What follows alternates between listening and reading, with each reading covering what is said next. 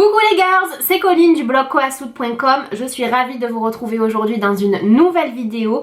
Et aujourd'hui je vais vous partager plein d'astuces pour maquiller les paupières tombantes comme les miennes, tant que ça vous donne un air fatigué, un air triste ou un air de panda.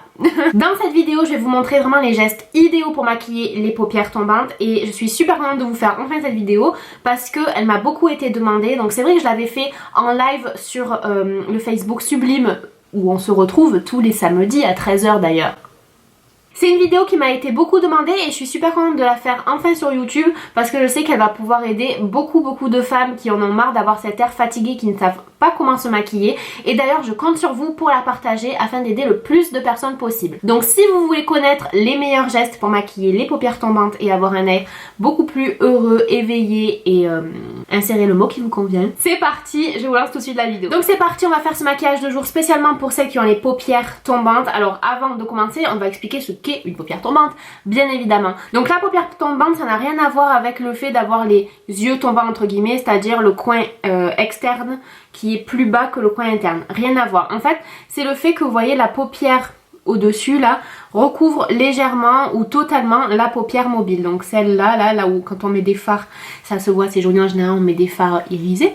Et donc en général, voilà, comme moi, vous voyez, j'ai la paupière qui la recouvre pratiquement en entier et surtout sur l'extérieur. Pour vous montrer un petit peu la différence de ce que l'on peut obtenir, je vous ai fait d'un côté la moitié de mon maquillage et de l'autre j'ai rien mis et vous voyez qu'il y a quand même une différence. Là on dirait que j'ai le regard plus ouvert et le truc en fait c'est que quand on a la paupière tombante, ça a tendance à donner un air un petit peu fatigué, un petit peu triste et justement c'est ce qu'on veut éviter. On veut éviter d'avoir l'air tout ramollo, on veut montrer qu'on est des femmes joyeuses, heureuses de vivre et surtout très voluptueuses. Voilà. Donc du coup c'est ce que je vais vous montrer aujourd'hui. Alors la première étape, comme vous le voyez, ici j'ai fait mon sourcil, ici j'ai pas fait mon sourcil, tout simplement parce que les sourcils c'est super important, je n'arrête point de le répéter, c'est le cadre du regard. Quand vous allez faire vos sourcils, vous allez voir que du coup, vous voyez quand même ça donne un air quand même plus happy, plus joyeux, plus actif, et donc du coup on va faire ces sourcils. Je vous conseille, si vous ne connaissez pas votre forme de sourcil idéale, d'aller voir dans le petit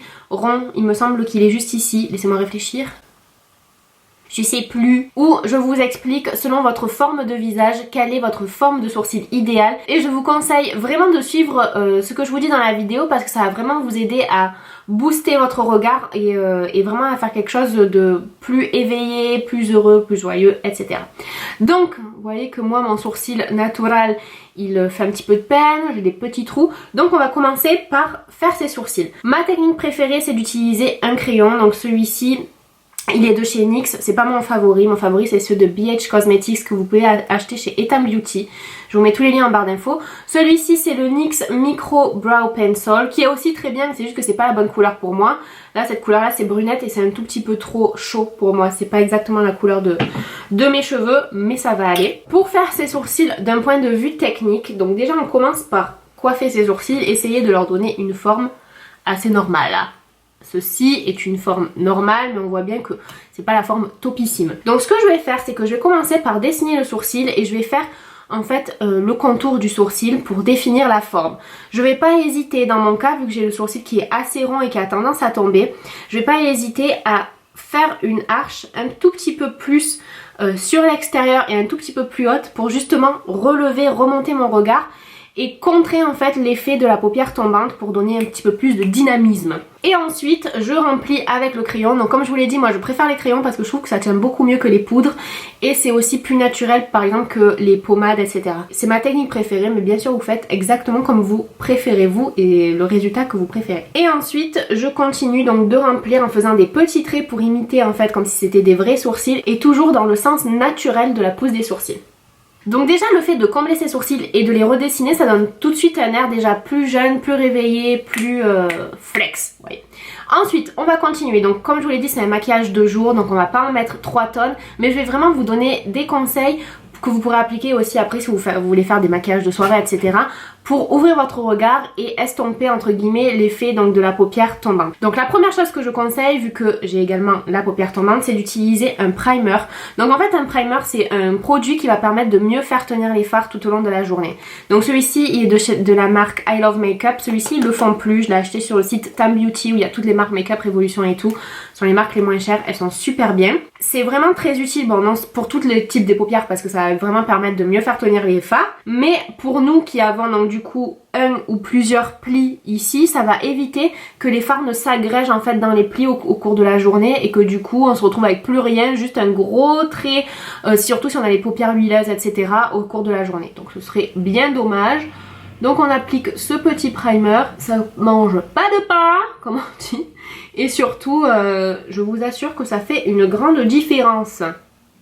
Et ensuite ce que j'aime faire pour pouvoir bien estomper les fards par la suite et également pour unifier en fait la paupière, que ça donne vraiment un très très bel effet, j'utilise un fard beige, pratiquement de la couleur de ma peau et mat. Donc je vais utiliser, ça c'est la palette Tartelette de chez Tarte, et je vais utiliser celui-ci qui s'appelle Free Spirit.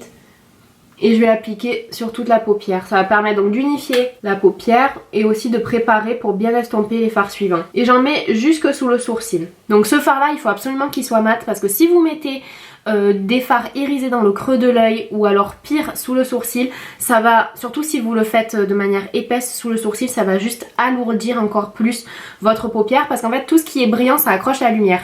Donc du coup si vous mettez vraiment de l'ombre à paupières pailletée ou en tout cas irisé sous le sourcil de manière super large, ça va vraiment vous affaisser le regard encore plus et c'est vraiment pas du tout ce qu'on veut. Donc ensuite je vais prendre mon pinceau estompeur et une couleur de transition. Donc là comme je vous l'ai dit c'est un maquillage de jour. Donc je vais prendre ce marron là qui s'appelle Wanderer, c'est vraiment un de mes marrons préférés. Je trouve qu'il a c'est un marron avec une touche de je sais pas moutarde on dirait. Et je vais appliquer dans le creux de l'œil. Donc le creux de l'œil pour nous on le voit pratiquement pas puisque ce n'est qu'un pli. Mais justement comme on veut ouvrir notre regard, on va dépasser un peu et remonter presque sous le sourcil. On remonte pas jusque sous le sourcil en le touchant. Non non non, mais on remonte un petit peu, vous voyez comme ici. En fait vous le voyez pas trop parce que j'ai fait un dégradé pour que ça fasse super naturel. Mais on va le remonter parce que du coup ça donnera l'impression, parce que du coup l'ombre en fait va donner l'impression de creux. Et donc du coup on va donner l'impression qu'on a un creux... Enfin, qu'on n'a pas la paupière tombante quoi, qu'on a une paupière ouverte on va dire. Et du coup ça va nous faire un regard plus ouvert, plus éveillé, plus dynamique. Donc je remonte bien presque sous le sourcil mais quand même pas sous le sourcil.